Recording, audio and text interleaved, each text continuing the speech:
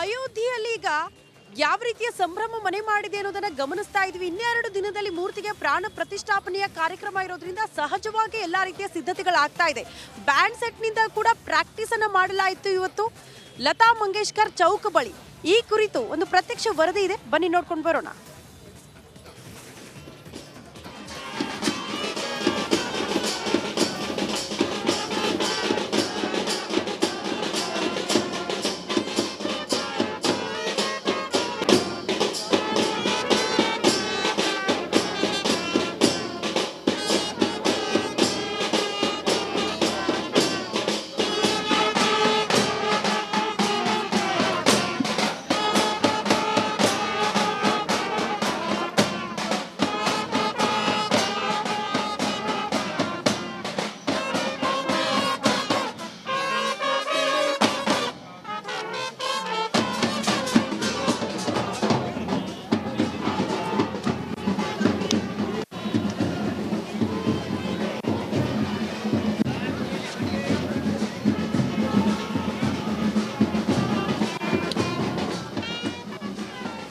ಅಯೋಧ್ಯೆಯ ಸುತ್ತೆಲ್ಲವೂ ಕೂಡ ಇದೀಗ ರಾಮನಾಮ ಜಪ, ಅದರ ಜೊತೆಗೆ ಶಂಖನಾದ ಕೂಡ ಮೊಳಗ್ತಾ ಇದೆ.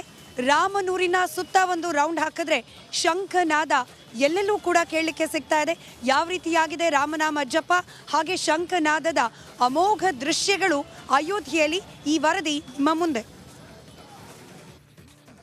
ನೋಡಿ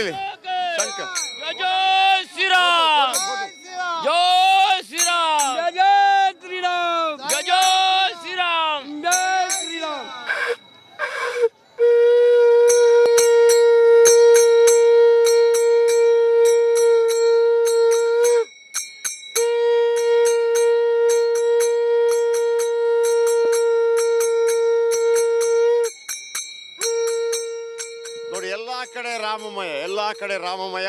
ನೋಡಿ ಶಂಕ.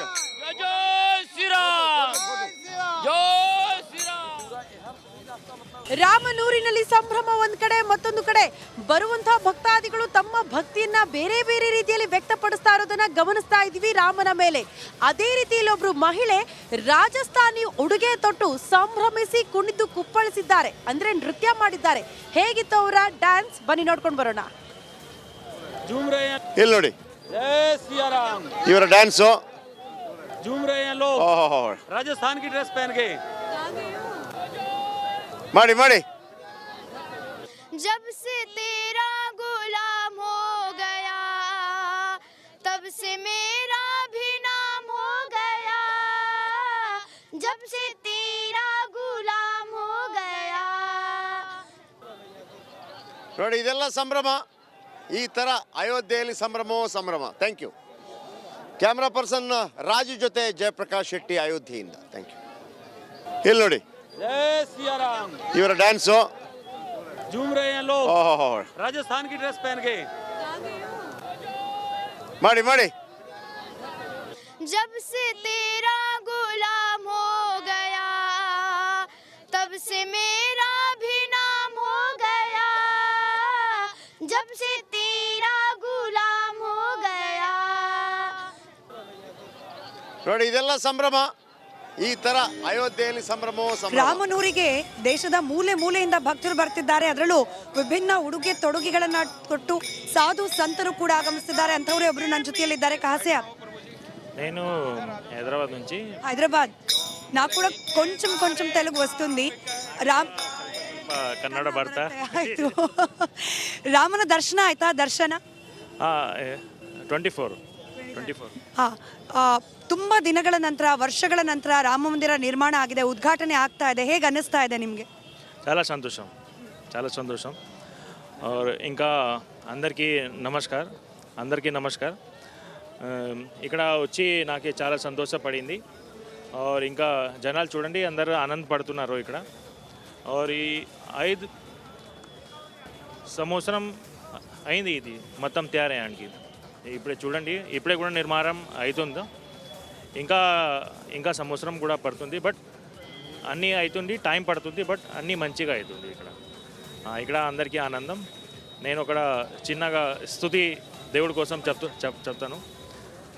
ರಾಮ ರಾಮ ರಾಮ ನೀಲಿ ಮೇಘ ಶ್ಯಾಮ ರಾಮ ರಘುಕುಲ ರೂಪ ಭದ್ರಾಚಂ ಶ್ರೀರಾಮ ರಾಮ ರಾಮ ರಾಮ ನೀಲಿ ಮೇಘ ಶ್ಯಾಮ ರಾಮ ರಘುಕುಲ ರೂಪ ಅಯೋಧ್ಯಾಪತಿ ಶ್ರೀರಾಮ निकोशम उच्चामम दर्शन करके जानम निकोशम उच्चामम दर्शन जानम देवड़ को सम्राणम राम राम राम नीली मेघ श्याम राम रघुकुल रूप अयोध्यापति श्री राम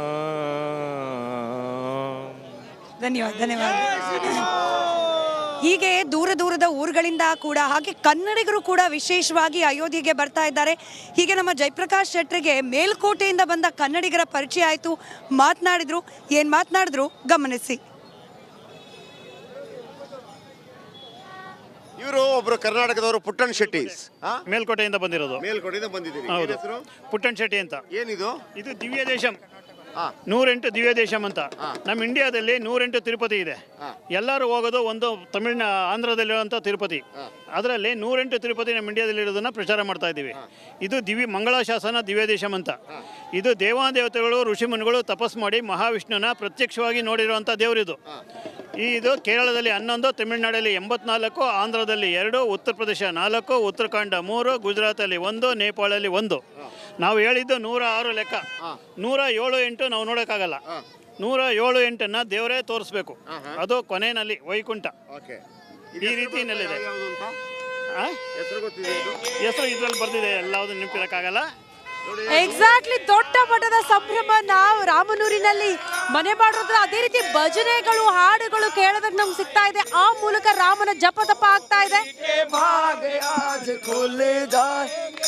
राम आएंगे मेरी झोपड़ी के भाग आज खुल जाएंगे राम आएंगे राम आएंगे आएंगे राम आएंगे ओ राम आएंगे आएंगे राम आएंगे ओ मेरी झोपड़ी के भाग आज खुल जाएंगे राम आएंगे मेरी झोपड़ी के भाग आज खुल जाएंगे राम आएंगे.